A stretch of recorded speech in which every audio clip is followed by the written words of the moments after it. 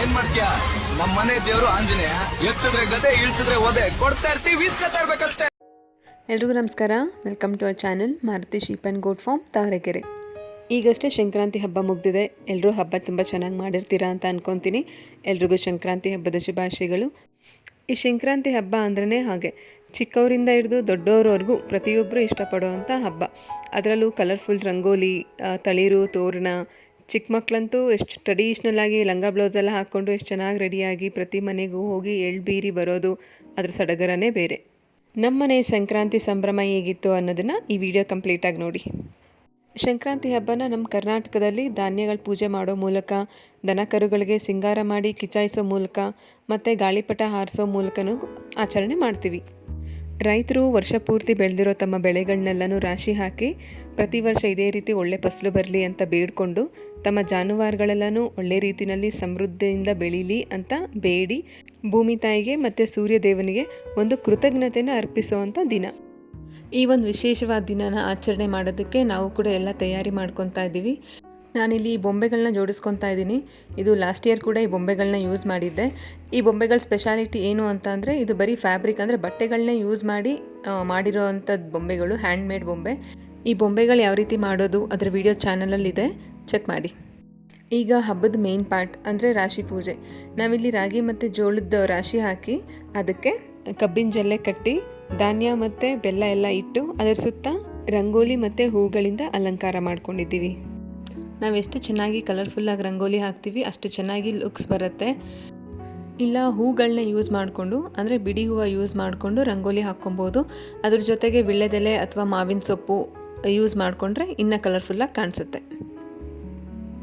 ಮತ್ತು ಸಾಂಕೇತಿಕವಾಗಿ 2 ಒಲೆಗಳನ್ನ ಇಟ್ಟು ಅದ್ರ ಮೇಲೆ ರಂಗೋಲಿ ಬಿಡಿಸಿ ಅಲಂಕಾರ ಮಾಡಿಕೊಂಡು ಒಂದರಲ್ಲಿ ಪೊಂಗಲ್ ಮತ್ತು ಇನ್ನೊಂದರಲ್ಲಿ ಈ ಸಂಕ್ರಾಂತಿ ಹಬ್ಬಕ್ಕೆ ಮೇನ್ ಇಂಗ್ರೀಡಿಯೆಂಟ್ಸ್ ಆಗಿರೋವಂಥ ಗೆಣಸು, ಅವರೆಕಾಯಿ, ಕಡಲೆಕಾಯಿ ಇಟ್ಟಿದ್ದೀವಿ.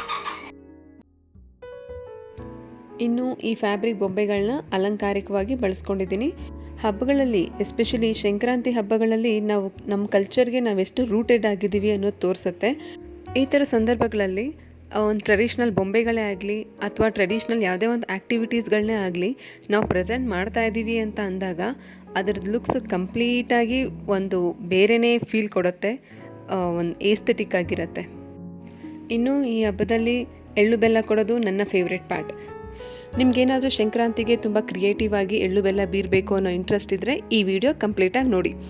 ಮೊದಲಿಗೆ ನಾನಿಲ್ಲಿ ಬೊಂಬೆಗಳ ಪಿಕ್ಚರ್ ಇರೋವಂಥ ಒಂದು ಪ್ರಿಂಟೌಟ್ ತೊಗೊಂಡಿದ್ದೀನಿ.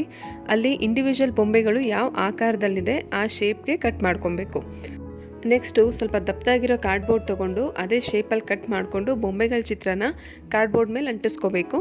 ಅದು ನಮಗೆ ಒಂದು ಕಟೌಟ್ ರೀತಿ ಕಾಣಿಸ್ಬೇಕು. ಇದೆಲ್ಲ ಅಂಟಿಸ್ಕೊಂಡ್ಮೇಲೆ ಸ್ವಲ್ಪ ಡ್ರೈ ಆಗಕ್ಕೆ ಬಿಡೋಣ. ಈಗ ಎಳ್ಳು ಬೆಲ್ಲ ಎಲ್ಲನೂ ಒಂದು ಏರ್ ಟೈಟ್ ಕವರಲ್ಲಿ ಪ್ಯಾಕ್ ಮಾಡ್ಕೋಬೇಕು. ಡೈರೆಕ್ಟಾಗಿ ಎಳ್ಳು ಬೆಲ್ಲನ ಬಟ್ಟೆ ಕವರ್ಗೆ ಹಾಕ್ತೀವಿ ಅಂತ ಅಂದರೆ ಕಡಲೆಬೀಜ, ಹುರುಗಡ್ಲೆ ಎಲ್ಲ ಮೆತ್ತಗಾಗ್ಬಿಡುತ್ತೆ. ಸೊ ಮೊದಲು ಒಂದು ಏರ್ ಟೈಟ್ ಕವರಲ್ಲಿ ಪ್ಯಾಕ್ ಮಾಡಿಕೊಂಡು ರೆಡಿ ಮಾಡ್ಕೊಳ್ಳೋಣ. ನನಗೆ ಪರ್ಸ್ನಲ್ಲಾಗಿ ನೋಟ್ ಬರೆದು ಕೊಡೋದು ಅಂತ ಅಂದರೆ ತುಂಬ ಇಷ್ಟ.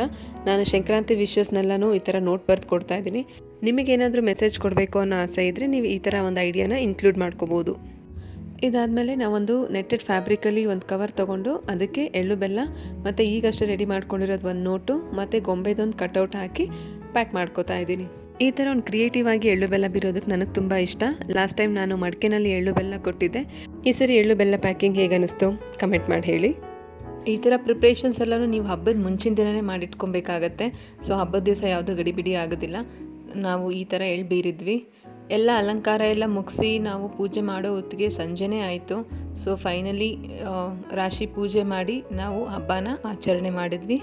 ಹೀಗೆ ಮನೆಯವರೆಲ್ಲ ಸೇರಿ ಪೂಜೆ ಮಾಡಿ, ಅದರಲ್ಲೂ ಮಕ್ಕಳುಗಳನ್ನ ಈ ಥರ ಹಬ್ಬಗಳಲ್ಲಾಗಲಿ ಅಥವಾ ಪೂಜೆಗಳಲ್ಲಾಗಲಿ ಇನ್ವಾಲ್ವ್ ಮಾಡ್ಕೊಳ್ಳೋದು ತುಂಬಾ ಮುಖ್ಯ. ಯಾಕಂದರೆ ಕಲ್ಚರ್ ಸ್ಟಾರ್ಟ್ಸ್ ಫ್ರಮ್ ಹೋಮ್ ಅಂತ ಹೇಳ್ತಾರೆ.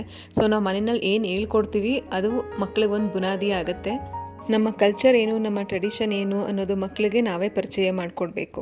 ಆಗಷ್ಟೇ ನಮ್ಮ ರೂಟ್ಸ್ ಸ್ಟ್ರಾಂಗ್ ಆಗಿರುತ್ತೆ ಅನ್ನೋದನ್ನು ನಾನು ನಂಬ್ತೀನಿ. ಸೊ ಹೀಗೆ ನಾವು ಹಬ್ಬನ ಸೆಲೆಬ್ರೇಟ್ ಮಾಡಿದ್ವಿ.